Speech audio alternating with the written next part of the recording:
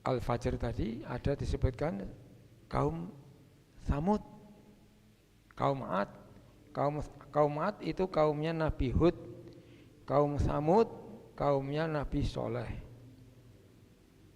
Kaum Ad ini orang-orang yang fisiknya sangat kuat. Ada kerangka kaum Ad yang diabadikan oleh Allah, ditemukan oleh para arkeolog di tanah Arab sana. Itu arkeolognya itu kelihatan kecil-kecil. Jadi kaum Ad ini kalau berdiri mungkin tingginya setinggi pohon kelapa. Masya Allah, orang-orang setinggi pohon kelapa. Jadi arkeolog yang sedang meneliti tadi itu kecil-kecil orangnya. Nah, kaum Ad ini membangkang kepada Nabi Hud, lalu Allah menyiksa mereka dengan mengirim angin yang sangat kencang dan sangat dingin selama 7 malam 8 hari terus menerus. Masya Allah, diabadikan dalam surat Al-Haqqah. Kemudian kaum Tsamud ini kaumnya Nabi Soleh. Kaumnya Nabi Soleh ini diberikan mukjizat oleh Allah untuk Nabi Soleh, yaitu unta yang keluar dari bongkahan batu yang sangat besar. Batunya pecah lalu meloncat seekor unta betina. Unta tadi berbagi dengan masyarakat. Hari ini unta minum air di telaga di masyarakat itu. Lalu besoknya masyarakat boleh mengambil air. Hari berikutnya unta lagi bergilir. Nah, ketika unta tadi habis minum, maka masyarakat boleh mengambil air susu unta tadi. Seluruh penduduk enggak habis-habis. Lalu ada orang-orang jahat di kalangan umat Nabi Soleh yang menyembelih unta tadi. Masya Allah, disembelihnya. Lalu Allah memberi waktu 3 hari, mereka bersenang-senang bergembira. Hari keempat kaum Nabi Soleh tadi disambar petir, gler, lalu mati semua. Nah, jadi inilah umat-umat terdahulu untuk diambil pelajarannya. Kemudian tadi juga disebutkan Fir'aun itu sangat zalim. Surat An-Nur ayat 34 ya. Jadi wa masalan, contoh-contoh umat-umat terdahulu untuk diambil pelajarannya. Minalladzina, dari orang-orang banyak, khalau, yang terdahulu ada, min qablikum, sebelum kamu umat Islam. Wa mau'izatan, Quran ini juga berisi pelajaran, nasihat lil muttaqin, bagi orang-orang yang bertakwa kepada Allah. Jadi kalau Allah memberikan informasi kepada kita, misalnya kemarin kita bahas surat Al-Anfal ayat 2, orang-orang yang beriman itu apabila disebut nama Allah hatinya bergetar. Nah, kemudian kalau dibacakan ayat-ayat Quran seperti ini, imannya bertambah. Nah, itu semua informasi dari Allah itu merupakan nasihat kepada kita supaya kita ini bisa mengambil sifat-sifat orang beriman dalam diri kita, dilekatkan dalam diri kita, dimasukkan. Oh, aku supaya bisa seperti itu. Nah, jadi ayat 34 ini mengandung berbagai pelajaran.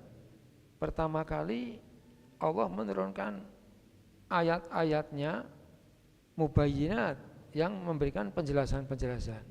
Jadi ayat Quran dijelaskan oleh ayat Quran yang lain.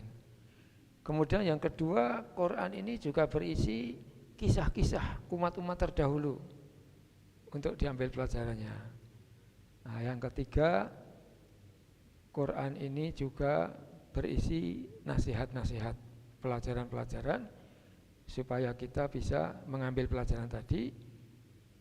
Sifat-sifat orang beriman itu kita ambil, kita jadikan sifat dalam diri kita. Dulu guru saya waktu itu, saya di Madrasah Tsanawiyah itu mengatakan, kalau kita sedang mempelajari Quran, jadilah kita seperti mayit orang yang sudah mati, mayat itu dibolak-balikkan ikut saja, diam saja. Nah, itu kita ini dibolak-balikkan oleh ayat Quran, jadi ikut saja. Suruh begini ikut, suruh begini ikut. Nah, mayat itu nggak pernah nolak, nggak pernah bangkang. Miring ke kanan, dibersihkan punggungnya, miring ke kiri, dimiringkan.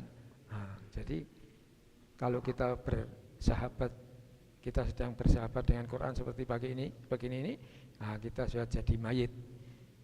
Jadi mayit untuk dibolak-balikkan oleh ayat Quran supaya kita ikut. Jadi ini tadi ayat 34. Kemudian ayat 35 ini Allah menerangkan dirinya. Siapa ini? Allah ini. Di dalam ayat Kursi 255 Al-Baqarah itu juga satu ayat tentang Allah semuanya. Ayat Kursi itu tentang Allah. Nah ini 35 An-Nur ini juga Allah menerangkan dirinya. Allahu Allah nurus samawati wal ard. Allah itu nur, cahaya seluruh langit dan bumi. Kalau satu langit samaun, kalau samawat ini banyak langit, seluruh langit. Kita dikenalkan langit itu ada 7. 7 itu suatu ungkapan dalam bahasa Arab yang menunjukkan banyak. Nah, jadi bisa 7 nian, bisa banyak. Jadi Allah itu nurus samawati, nur seluruh langit yang sangat banyak, wal ardi dan nur bumi. Mathalu nurihi, perumpamaan nur cahaya Allah, seperti miskatin, sebuah lubang yang tidak tembus. Ini apa ini maksudnya ini? Lubang kok enggak tidak tembus, apa ini? Nah, lubang buntu ya, maksudnya apa ini? Nah, enggak tembus. Ya. Jadi nanti ini akan diterangkan tentang cahaya, betul, Prof. Edi Mas. Jadi cahaya itu bisa menembus kaca.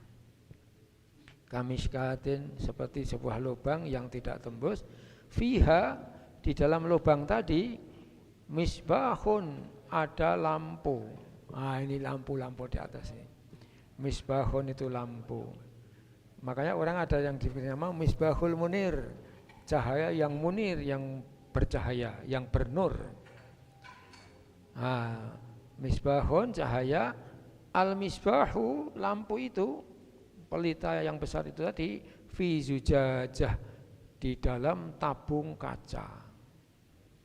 Az-zujajah itu, tabung kaca itu tadi, ka'annaha, seakan-akan dia itu bagaikan kaukabun, bintang.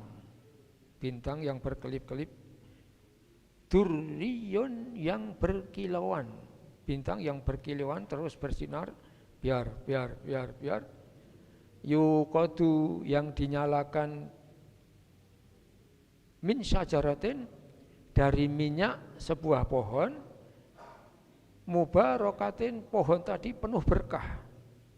Mubarakatin, pohon yang penuh berkah, yang diberkahi, pohon yang penuh berkah, yaitu zaitunatin, pohon zaitun. Nah, di Indramayu ada pesantren namanya pesantren Zaitun. Nah, dulu anak kami 2 orang masuk situ. La syarqiyatin, pohon zaitun tadi tidak tumbuh di timur, wala gharbiyah, dan tidak pula di barat. Apa ini maksudnya? Ini tadi terjemah Departemen Agama. Maksud pohon zaitun itu yang tidak tumbuh di timur dan barat tadi, maksudnya pohon zaitun tadi tumbuh di puncak bukit. Tumbuh di puncak bukit, sehingga pohon zaitun tadi mendapatkan sinar matahari baik di waktu pagi, waktu matahari terbit sepanjang siang, maupun di waktu sore ketika matahari tenggelam. Sehingga pohon itu menjadi pohon yang sangat subur dan buahnya menghasilkan minyak yang sangat banyak, yang sangat bagus. Jadi buahnya itu buah yang kalau diperas keluar minyaknya, minyaknya tadi minyak yang penuh berkah, memberikan sinar yang sangat terang.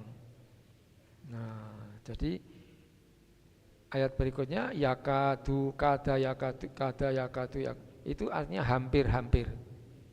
Hampir-hampir zaituha, minyaknya saja, hanya minyaknya saja, yudhi'u, sudah berterang, sudah menyinari. Baru minyaknya saja ini. Minyaknya saja sudah menyinari, menerangi, walaupun ini bahasa Indonesia sudah ngambil dari bahasa Arab ya, walaupun lam tamsashu, tidak menyentuh kepada minyak tadi narun, api. Nah, jadi minyaknya saja sebelum dihidupkan dengan api itu sudah bersinar minyaknya saja. Apalagi setelah dengan korek api, apinya disentuhkan minyak tadi, wah, lalu terang benderang. Nah, nurun ala nur, cahaya di atas cahaya. Masya Allah, ini ada nanti tafsir tersendiri. Apa ini maksudnya? Nurun ala nur, cahaya di atas cahaya. Yahdillahu, Allah senantiasa memberikan petunjuk, li nurihi, untuk mendapatkan cahayanya Allah, nur Allah tadi, man, kepada orang, yasha'u, yang Allah kehendaki. Nah, jadi Allah memberikan petunjuk kepada seseorang untuk mendapatkan nur cahaya Allah, man yasha, kepada orang yang Allah kehendaki. Kenapa ini? Ya karena orang tadi juga menempatkan dirinya pada posisi untuk menuju ke nur Allah. Jadi manusia berusaha untuk mendapatkan nur dari Allah, Allah menurunkan nur cahayanya kepada orang tadi. Wa yatribullahu, Allah membikin. Jadi kata doroba itu arti aslinya memukul, tetapi doroba punya banyak arti. Lihat konteksnya dalam kalimat. Salah satunya adalah membuat, membikin. Wa yatribullah, Allah selalu membuat al-amsal, perumpamaan-perumpamaan seperti ini, linnasi, untuk seluruh umat manusia. Wallahu, dan Allah itu bikulli syai'in alim, terhadap segala sesuatu maha mengetahui. Masya Allah. Silakan bapak-bapak, ibu-ibu sambil menikmati hidangan kita mempelajari makna ayat-ayat ini. Nah, siapa orang yang mendapatkan hidayah dari Allah untuk mendapatkan nurnya Allah tadi, yaitu orang-orang yang selalu berzikir kepada Allah, bertasbih kepada Allah. Ini ayat berikutnya 36.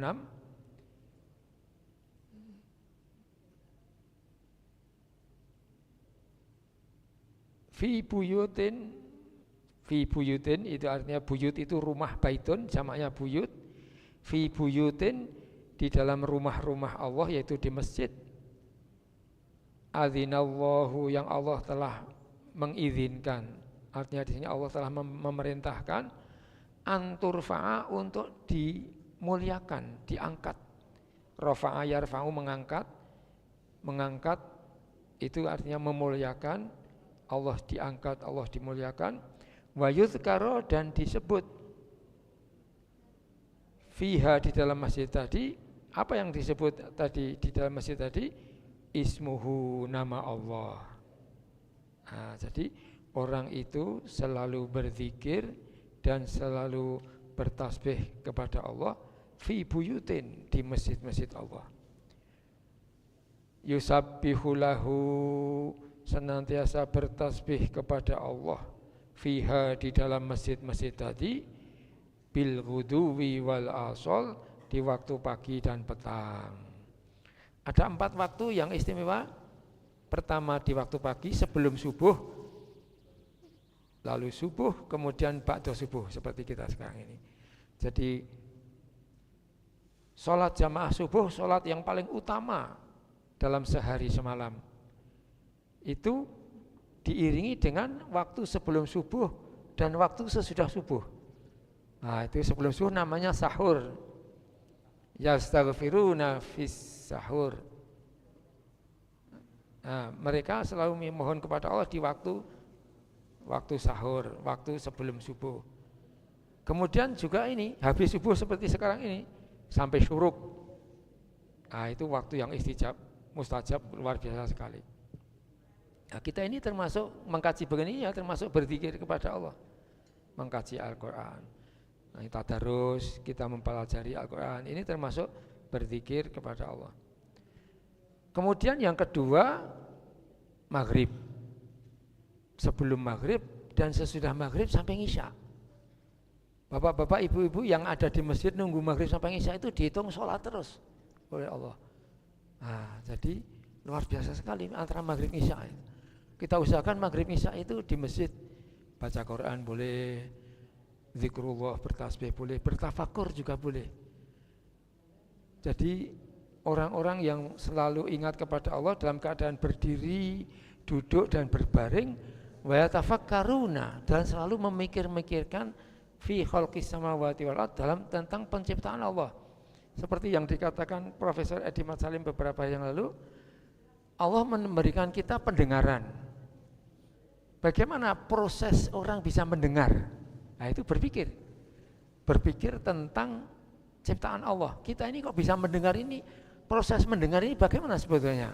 Luar biasa sekali itu kalau kita pelajari. Kemudian melihat, Allah memberikan penglihatan, bagaimana proses orang bisa melihat? Masya Allah. Bagaimana proses orang bisa berbicara? Ini saya ini sedang berbicara. Bagaimana orang bisa bergerak ini? Bergerak, tangan pakai baju, berjalan. Wah, ini luar biasa sekali ini. Ada saraf-saraf. Bapak-bapak, ibu-ibu, kalau mesin pesawat terbang, badan pesawat itu dibuka. Wah, mesin pesawat terbang itu rumit sekali di dalamnya. Mobil kita saja, mobil dibuka, mesinnya itu kita buka, luar biasa sekali itu. Ada busi-busi, ada macam-macam. Macam-macam. Itu. Nah, jadi mekanisme mesin mobil bisa bunyi dengan aki kita starter. Nah, itu baru mesin mobil. Nah, ini ciptaan Allah, manusia. Manusia ini alam semesta, mikrokosmos. Nah, di dalam surat Fussilat ada Allah menunjukkan ayat-ayatnya di afaq, ufuk-ufuk, horizon-horizon ini alam semesta yang luas, makrokosmos. Tapi juga fi anfusikum, dalam dirimu ini manusia ini mikrokosmos, luar biasa sekali mekanisme tubuh kita ini. Nah, ini namanya wa yatafakkaruna fi khalqis samawati wal ardh, memikir-mikirkan tentang penciptaan Allah. Nah, jadi ya kan, fi buyutin, di dalam rumah-rumah, ini mungkin ayat terakhir yang kita bahas pagi ini. Adzinallah, Allah telah mengizinkan, Allah telah memerintahkan di sini anturfa'a, untuk diangkat, dimuliakan nama Allah tadi, ismuhu, nama Allah, wa yuzkaro, dan disebut-sebut nama Allah, fiha, di dalam buyut, di dalam masjid-masjid tadi, di dalam rumah-rumah Allah tadi. Yusabbihu lahu, orang tadi senantiasa bertasbih kepada Allah. Bahkan bukan hanya manusia, seluruh makhluk Allah di alam semesta ini semuanya bertasbih kepada Allah. Baik dengan fi'il mudhari' sabbahalillah, telah pasti bertasbih kepada Allah, maupun dengan fi'il mudhari' ini yang present continuous tense, senantiasa seluruh makhluk Allah ini bertasbih kepada Allah. Hanya kita tidak tahu cara makhluk Allah semuanya bertasbih kepadanya. Yusabbihu, senantiasa bertasbih kepada Allah di dalam masjid tadi, fiha, di masjid, bil ghuduwi, di pagi hari, wal asol, dan di petang hari. Sampai sini dulu sebagai pembuka.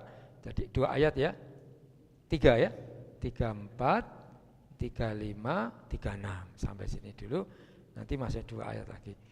Nah, mohon disampaikan dari dan untuk kita, dimulai Profesor Edi Armanto, silakan Pak. Pencetnya agak lama. Pencetnya agak lama. Mana pen ini? Oh, apa baterainya habis? Habis baterai. Habis. Ada lagi mic?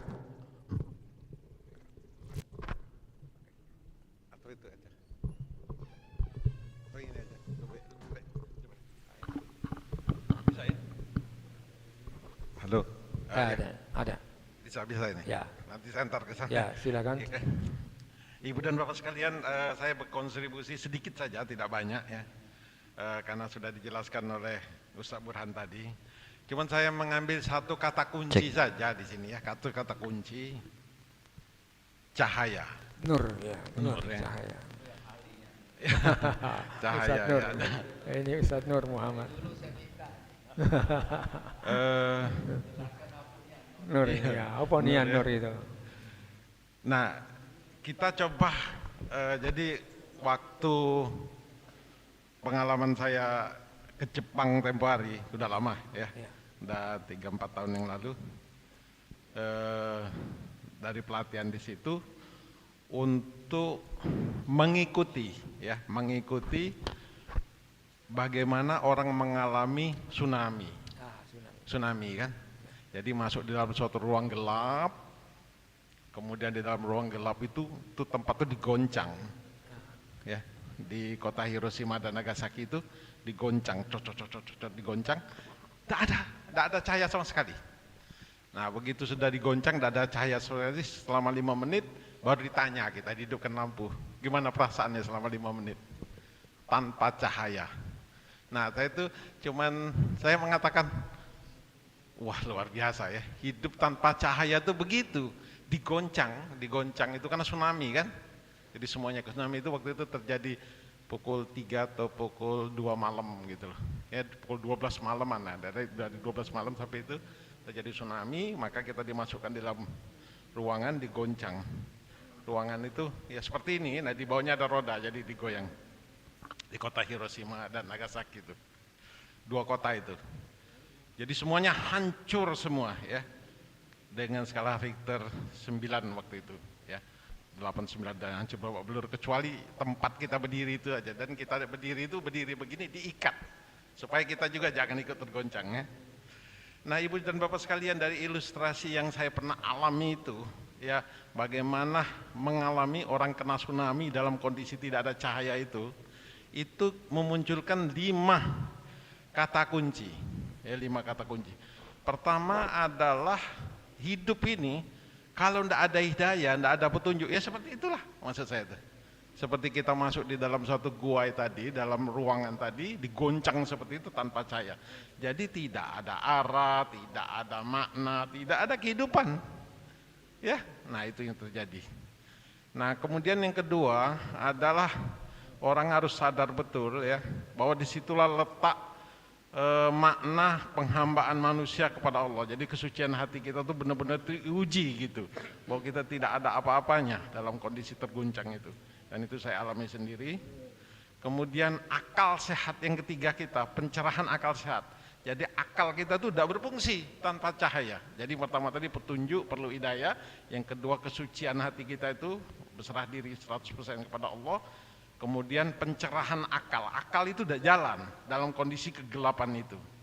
Kemudian jiwa kita juga tidak jalan, yang keempat. Jadi kehidupan jiwa kita juga tidak jalan dalam kondisi demikian, kecuali kalau kita ada arah dan makna. Kemudian dalam kondisi yang kelima adalah tidak ada cara lain ya, dari pengalaman kita masuk ke dalam ruangan yang digoncang itu, bahwa hanya Allah lah yang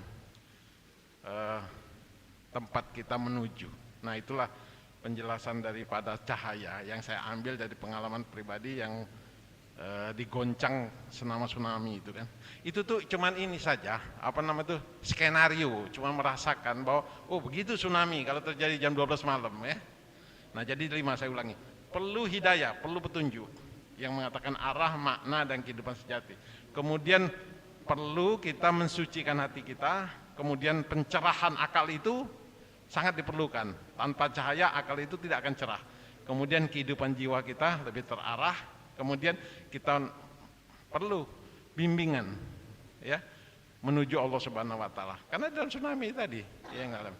Nah, oleh karena itulah ibu dan bapak sekalian ya, saya akan bercerita ada 6 orang Dan keenam orang ini adalah non-Islam. Ya, 6 orang ini non-Islam. Tapi dia mengangkat ayat 35 ini dengan kata kunci cahaya, dan semuanya hasil daripada kerja mereka ini kita gunakan sehari-hari ini, ya. Jadi 6 orang ini adalah penerima Nobel Prize, ya. Jadi Nobel itu, Ibu dan Bapak sekalian, kalau orang mendalami ilmu sungguh-sungguh gitu loh, ya. Nah, untuk kemaslahatan dunia, ya. Nah, kemaslahatan dunia kemudian dinilai oleh orang banyak yang berdudukan di kota Swedia, di negara Swedia, kemudian dikasih penghargaan, ya. Nah, ke-6 orang ini saya sebutkan satu-satu, ya. Begitu dalam dia mengkaji tentang aspek ini, ya. Yang pertama adalah Albert Einstein, ya. Jadi Albert Einstein, kalau bahasa Jermannya Albert Einstein, ya. Einstein kalau bahasa Jermannya. Ini orang Jerman ini, ya. Nah, Albert Einstein ini pada tahun 1921 itu melahirkan ilmu tentang cahaya ini, memaknai cahaya ini, bahwa cahaya itu bukan hanya gelombang, tapi merupakan partikel-partikel yang bertenaga. Nah, dia memunculkan itu, kemudian hasil yang kita nikmati sekarang adalah kamera digital. Jadi kalau Ibu dan Bapak sekalian melihat kamera digital itu salah satu hasil kerja Einstein, ya, kalau bahasa Inggrisnya. Kalau bahasa Jerman Einstein. Kemudian yang kedua adalah Arthur Askin, ya. Arthur Askin ini pada tahun 2018 dia menjepit, ya, menjepit cahaya itu dalam bentuk laser. Itulah yang melahirkan pisau bedah itu, ya. Jadi pisau bedah itu lahir daripada Arthur Askin ini, ahli fisika, ya. Jadi implikasinya adalah pengobatan untuk mata di bidang kedokteran, kemudian manipulasi molekuler, ya. Nah, itu penemuan daripada Arthur Askin 2018, baru rupanya ini, ya. Kemudian yang ketiga Isamu Akasaki, orang Jepang, itu baru 2014 ini, itu menemukan, Ibu dan Bapak sekalian barangkali sering berhadapan lampu LED, ya. Jadi lampu LED itu satu-satu lampu emergency, kalau misalnya ini mati listrik, nah lampu LED muncul, ya. Nah, itu salah satu yang kita nikmati sekarang, ya, lampu LED itu, ya. Nah, itu mungkin salah satu saja contohnya, uang minuman batu. Oh iya, ya. Ya, tinggal lagi, ya. Satu LED. Kemudian Ahmed Zewail itu tentang mekanisme molekuler, ya. Nah, kemudian cahaya KO, ya, yang kelima cahaya KO itu yang serat optik. Jadi pindah-pindah ini, ya, ya serat optik lah. Yang keenam adalah Max Born, itu tentang struktur cahaya, tentang interaksi cahaya, termasuk penyempurnaan daripada pisau optik ini, pisau untuk pembedahan kedokteran. Nah, itu saja saya tambahan, ya. Terima kasih. Terima kasih Prof. Edi Armando. Jadi ini hidup tanpa makna kalau tidak ada cahaya. Nah, kita ini bisa lihat begini karena ada cahaya.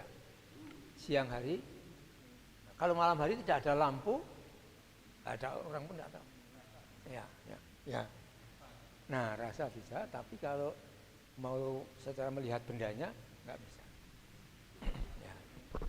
Bapak-bapak, ibu-ibu, saya pernah ke di jalur sana, malam hari tidak ada cahaya sama sekali. Di tengah-tengah jalur ada jalan, di kampung itu ini ada rumah, tengahnya ada jalan. Kita malam hari itu sedang berjalan ke rumah Pak Mantri karena waktu itu anak saya sakit. Kemudian dari depan ada orang berjalan juga nyepeda. Supaya tidak tumburan bagaimana? Saling teriak. Aku sebelah sini, aku di sini, aku sini. Terus lewat papasannya. Karena nggak ada sinar. Jadi saling berteriak dengan suara tadi Pak Marwan. Dengan suara lalu tahu ada orang. Nah, jadi betapa pentingnya cahaya sehingga kita bisa melihat sesuatu. Nah, bagaimana manusia bisa melihat sesuatu dengan dibantu cahaya tadi, itu proses melihat itu yang dikatakan Profesor Edi Mas Salim kemarin. Bagaimana prosesnya orang bisa mendengar? Bagaimana prosesnya orang bisa melihat? Bagaimana prosesnya ketika makanan itu kita telan? Apa yang terjadi setelah makanan ditelan? Nah, terus bagaimana nanti fungsi lever yang mendetoks, menghilangkan racun-racun dari tubuh. Itu semuanya itu ciptaan Allah itu. Maka Allah di sini menerangkan tentang nur, cahaya. Anta nurus samawati wal ard. Engkau Allah, ya Allah, engkau adalah nur seluruh langit dan bumi. Kemudian ini penting sekali ini, yahdillahu linurihi mayyasha. Allah selalu memberikan petunjuk untuk mendapatkan nur Allah bagi orang yang Allah kehendaki. Nah, tapi kalau seperti ini sepertinya Allah kok enggak adil ini. Kok semuanya ke Allah. Nah, lalu para pengkaji ini juga mengatakan ini karena ya orang itu menempatkan dirinya menuju kepada nur Allah. Dia mencari nur Allah, lalu Allah memberikan petunjuk. Kalau orang sangat taat kepada Allah, lalu Allah membimbing dia. Allah menjadi tangannya, Allah menjadi kakinya, Allah menjadi telinganya, Allah menjadi matanya. Jadi semuanya yang dilakukan senantiasa mendapatkan nur dari Allah. Nah, jadi Masya Allah. Dulu di Palembang ada kisah bahwa itu hidup di air. Ikan hidup di air, lalu penjajah nguji siapa yang di dalam kelapa ada air di Palembang ini. Ki Marugan ya. Nah, itu kisahnya menarik sekali.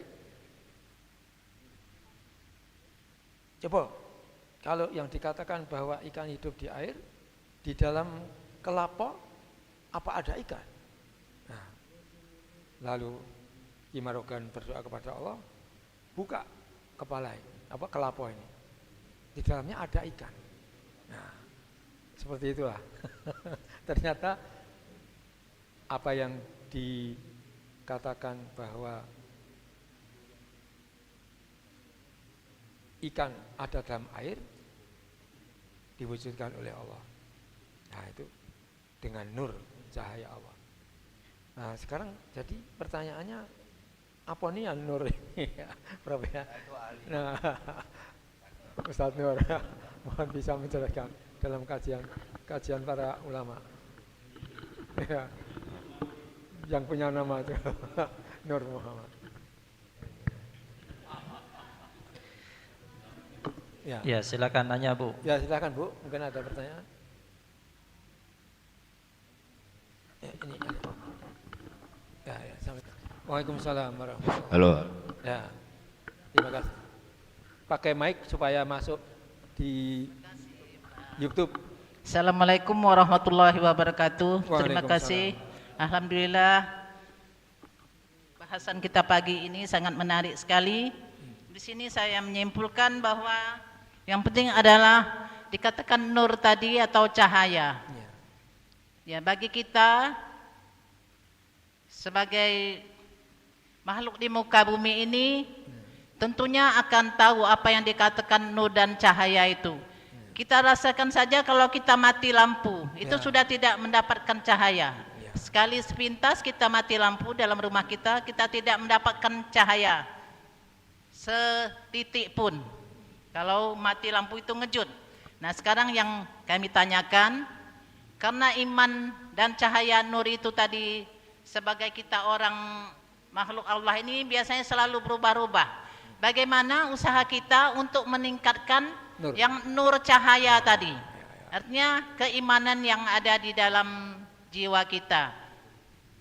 Ya, kalau dikatakan kita selalu sholat dan sebagainya, taat dengan ini dan itu, sedekah dan sebagainya.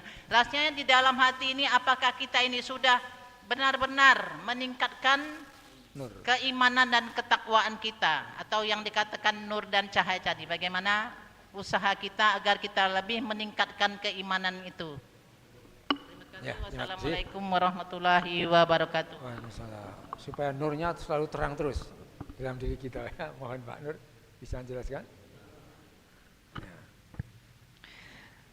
Assalamualaikum warahmatullahi wabarakatuh. Waalaikumsalam. Bapak Ibu rahimakumullah, terima kasih atas waktunya. Di sini saya tidak akan membahas tentang nur. Nanti saya minta kepada Bapak Haji Hambali. Nanti kalau bahas tentang nur berarti jeruk minum jeruk ya. Nah, nur bahas nur. Ya. Tapi saya ingin melihat ayat sebelum Allahu Nurus Samad yang tadi walaqad anzalna. Ya. Ayat berapa ini? 34. 34. Bahwasanya dan sungguh telah kami turunkan kepadamu, kepada kalian ayatin, tanda-tanda mubayyinat yang menjelaskan tanda-tanda kekuasaan Allah. Allah menciptakan langit, Allah menciptakan bumi, Allah menciptakan rembulan dan lain sebagainya. Itu adalah di antara tanda-tanda kekuasaan Allah. Dan wa masalan ini kalau dalam ilmu nahwu, masalan ini mengatof atau mengikuti pada ayatin. Ayatin adalah jamak muannas nasab, nasabnya dengan kasroh. Kalau masalan karena mufrad maka nasabnya dengan fathah. Wa masalan. Wa masalan dan perumpamaan cerita-cerita minal ladina khalau dari orang-orang yang terdahulu min qablikum dari sebelum kamu. Jadi ini ayat ini adalah terkait daripada di surah An-Nur inilah ada di ayat 11 kalau tidak salah surah An-Nur ini menjelaskan tentang berita hoax atau fitnah yang disemakkan kepada istri Nabi SAW, yaitu Siti Aisyah. Siti Aisyah itu nikah dengan Nabi masih muda belia. Bahkan dikisahkan, diceritakan Aisyah itu nikah dengan Nabi belum keluar haid, belum datang bulan. Nah, Siti Aisyah ini difitnah Bapak Ibu dalam surah Nur ini. Ya, supaya Abu Bakar menjadi. Jadi ceritanya Siti Aisyah ikut perang dengan Rasulullah SAW. Setiap Rasulullah perang itu pasti mengajak istri. Sebelum berangkat diundi istri siapa yang mau diajak, siapa yang mau diajak. Kemudian keluarlah Siti Aisyah. Ya karena banyak istri Nabi. Kalau kita ya itulah istrinya kan. Nah digoncang keluarlah Siti Aisyah. Siti Aisyah diajak perang oleh Rasulullah. Setelah selesai perang, singkat cerita menang kan. Nah, Rasulullah kemudian pulang. Sayyidah Aisyah kalungnya nyampak hilang. Akhirnya Siti Aisyah turun dari sekedu yang dipikul oleh bala tentara. Kemudian setelah turun dicarilah kalungnya, perhiasannya ketemu. Ternyata si kedu ini, pasukan ini ngiranya Siti Aisyah sudah naik karena posisi malam ya. Sudah naik, jadi mereka pulang duluan. Siti Aisyah ketinggalan boncengan. Nah, akhirnya Siti Aisyah duduk di situ lama di padang pasir itu, datanglah sahabat Nabi yang bernama Sofwan bin Mu'attal. Sofwan bin Mu'attal naik onta atau naik kuda. Turun Sofwan, mempersilakan Sayyidah Aisyah untuk naik. Sofwan jalan kaki nuntun Aisyahnya di atas. Dan selama perjalanan Sofwan dan Aisyah tidak ada cerita, diem semuanya, diem. Karena pada saat itu sudah ada ayat hijab, turun ayat hijab. Sampai di Madinah ternyata ger Siti Aisyah ini serong dengan Sofwan bin Mu'attal. Wah, karena gelap tadi malam. Akhirnya Rasulullah hampir percaya dengan fitnah itu. Hampir Rasulullah percaya. Bahkan Rasulullah tidak ngajak ngomong sama Aisyah. Karena bingung Rasulullah. Bingungnya kok kenapa baliknya sama Sofwan. Aduh apa ini? Fitnah ini. Ya. Cemburu juga Rasulullah. Bahkan dalam kisah di situ dijelaskan Rasulullah mengembalikan Aisyah kepada bapaknya. yaitu bapaknya Abu Bakar. Abu Bakar. Dikembalikan, sudah pulang aja dulu kamu Aisyah kepada bapakmu. Karena ayat belum turun, Rasulullah bingung. Kemudian baru turun ayat bahwa menjelaskan ini adalah fitnah. Dalam An-Nur surah 11 menjelaskan, innalladzina ja'u bil ifki usbah minkum, bahwa sesungguhnya datangnya berita hoax ini sebenarnya dari kalian inilah. Jadi kita kalau ada hoax biasanya timbulnya dari kita inilah, dari mulut ke mulut, dari wong kita inilah. Nah ini Al-Quran jelas menjelaskan, innalladzi dalam surah An-Nur ayat 11, sesungguhnya orang-orang yang telah datang membawa berita bohong adalah dari kalian inilah. Usbatun minkum. Usbatun minkum. Nah ini ayat ini yang tadi di 34 ini menjelaskan bahwa kita itu harus melihat kisah-kisah zaman dahulu. Di zaman Rasulullah ada Sayyidah Aisyah difitnah berita hoax. Kemudian di zaman Nabi Isa juga ada hoax. Ibunya Nabi Isa, Maryam, difitnah. Hoax juga, Maryam hamil tanpa bapak. Difitnah Maryam ini telah serong, telah berbuat zina dengan tukang gembala kambing. Akhirnya Allah mensucikan Siti Maryam. Kemudian sebelumnya juga Nabi terdahulu ada, yaitu Nabi Yusuf. Zulaikha. Dituduh serong zina dengan Zulaikha, dengan ibu angkatnya sendiri. Nah ini jadi zaman Rasulullah saja, istri Rasulullah saja mendapatkan hoax, apalagi zaman sekarang yang serba canggih dengan adanya teknologi. Itu diantara asbabun nuzul ataupun ayat yang 34 tadi terkait dengan An-Nur, surah An-Nur. An-Nur kenapa dikatakan surah An-Nur? Karena diambil dari surah yang ke-35, Allahu nurus samawati wal ard, ayat 35 ya. Jadi namanya menjadi surah An-Nur. Nah mengenai cahaya kami minta Pak Hambali, monggo. Terima kasih. Assalamualaikum warahmatullahi wabarakatuh. Nanti habis. Assalamualaikum warahmatullahi wabarakatuh. Waalaikumsalam warahmatullahi wabarakatuh. Ayat 35 surat An-Nur ini adalah sebagai perumpamaan. Perumpamaan yang Allah berikan kepada umat Islam yang mukmin. Masalun nurihi kamiskatin fiha misbah. Jadi dalam tafsir Munqatil Ibnu Sulaiman menjelaskan bahwa kalimat masalun nurihi dalam surat An-Nur tersebut adalah perumpamaan Nabi Muhammad. Dalam tafsirnya juga menjelaskan bahwa contoh dalam ayat 35 ini diambil dari penyerupaan. Maksud penyerupaan ini Abdullah bin Abdul Muttalib. Nah, Abdullah bin Abdul Muttalib ini adalah ayahnya Rasulullah, ayah Nabi, dari neneknya. Jadi garis neneknya itu Nabi lahir dulu langsung ditawabkan. Berarti tidak ada keraguan nenek Nabi Muhammad itu orang yang non-muslim, tidak termasuk musyrik Mekah. Nabi lahir langsung ditawabkan oleh neneknya. Nah seperti itu kira-kira gambarannya. Jadi Abdullah bin Abdul Muttalib, kemudian Nabi sebagai anaknya. Kemudian diibaratkan juga dilihat dari penyerupaan jasadnya. Abdullah bin Abdul Muttalib itu sebagai nur, sedangkan Nabi Muhammad adalah zujajah, Kaca. Zujajah ya. Dalam ayat ini kan ada di sini. Kamiskatin piha misbah al-misbahu bi zujajah. Nah, jadi di sini pantas Pak Nur Muhammad agak menjelaskannya tadi, karena ini memang berkaitan antara Abdullah bin Abdul Muttalib dengan Ustaz Nur Muhammad. Jadi Nur Muhammad ini adalah zujajahnya. Zujajah tadi apa kalau kita lihat? Di dalam tabung kaca.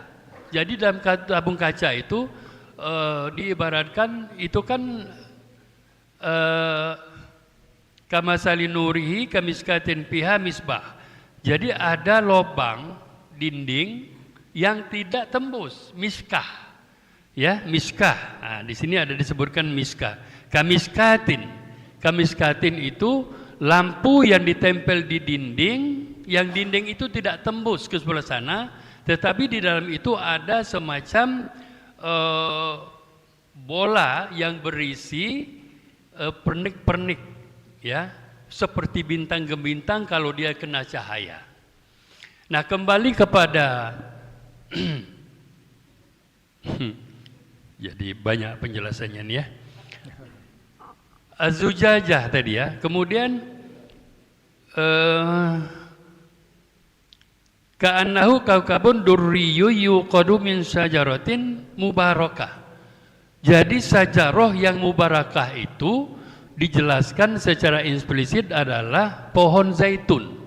Zaitun itu tidak tumbuh di sebelah barat, tidak tumbuh di sebelah timur, tapi dia tumbuh di tengah-tengah, di antara keduanya. Waktu ke Turki kemarin, kami diberikan penjelasan oleh tour leader bahwa sepanjang bukit yang tidak terlalu tinggi, bukan di puncak gunung, benar Pak, tapi gunung yang agak rendah, itu di sepanjang perjalanan itu pohon zaitun. Nah, di Turki antara lain tempat tumbuhnya ada di Turki. Antara barat dan timur tadi salah satunya di Turki. Mungkin ada lagi di kota-kota lain selain Turki. Nah, minyak zaitun ini belum disentuh dengan api, dia sudah memberikan cahaya saking beningnya. Ya. Jadi Ustadz Profesor Prof. Idimat Salim sebagai dokter menganjurkan supaya minum zaitun yang asli ini untuk pengobatan apa? Kolesterol, jantung, pengobatan tulang, pencernaan dan sebagainya. Diminum 1 sendok paling tidak 1 hari atau 2 sendok. Prof. Edi menanyakan kepada saya, mak mana rasanya minyak zaitun namun diminum? Prof. pernah menanya. Saya jawab, aku tidak ada kurasokan, laku tegok baru kurasokan. Nah itu nian rasanya tuh kan. Nah jadi minyak zaitun itu memang diciptakan oleh Allah, dimasukkan di dalam surat ini, itu bukan abal-abal Pak, betul-betul ada manfaat yang sangat besar. Kemudian pertanyaan ibu di sebelah tadi, mati lampu, tup mati lampu, gelap gulita. Kalau saya ibaratkan, kalau kita tidak beriman, mungkin kita akan panik, kacau. Nah itu gambaran bagaimana iman kita ada dalam diri kita.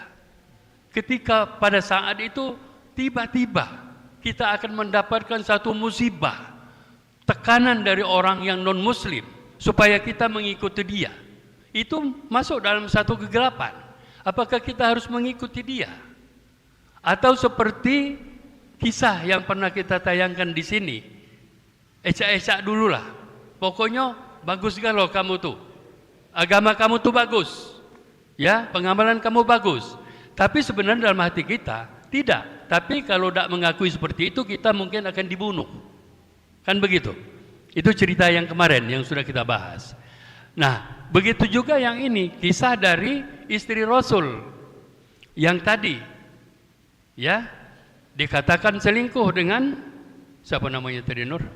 Sofwan bin Mu'attal. Nah, itu karena kegelapan. Jadi orang lain akan menyangka kegelapan itu akan menjadikan Abu Sofwan tadi salah rabo. Terabolah ke Siti Aisyah, itu hoaknya kan.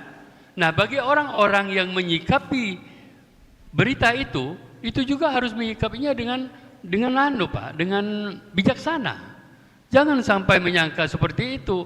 Rasulullah juga selaku manusia biasa, wajar dong kalau dia curiga dengan Sofwan, ngapa balik dengan Sofwan? Kan gitu.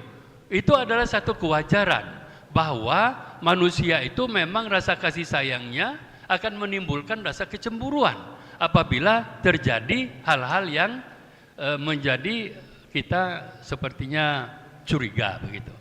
Jadi Bagi kita yang sudah mendapatkan petunjuk, ini adalah petunjuk. Ini adalah petunjuk. Cahaya ini petunjuk kepada kita untuk menuju Allah. Sebab hidayah itu adalah Allah yang memberikan petunjuk kepada kita. Makanya ilmu itu adalah nur. Ilmu itu adalah cahaya. Al ilmu nurun. Ilmu itu adalah cahaya. Wa nurullahi, cahaya Allah, la yuhda lil asi. Allah tidak akan memberikan cahaya ilmu kepada orang-orang yang tidak mendapatkan petunjuk. Terima kasih. Assalamualaikum warahmatullahi wabarakatuh. Waalaikumsalam. Ya. Nurun ala nur. Apa ini? Cahaya di atas cahaya. Jadi nurun ala nurin tadi perumpamaan dari minyak zaitun yang belum dapat limpahan cahaya pun dia sudah bercahaya. Apalagi mendapatkan sinar lampu, nah, makanya cahayanya di atas cahaya. Ya.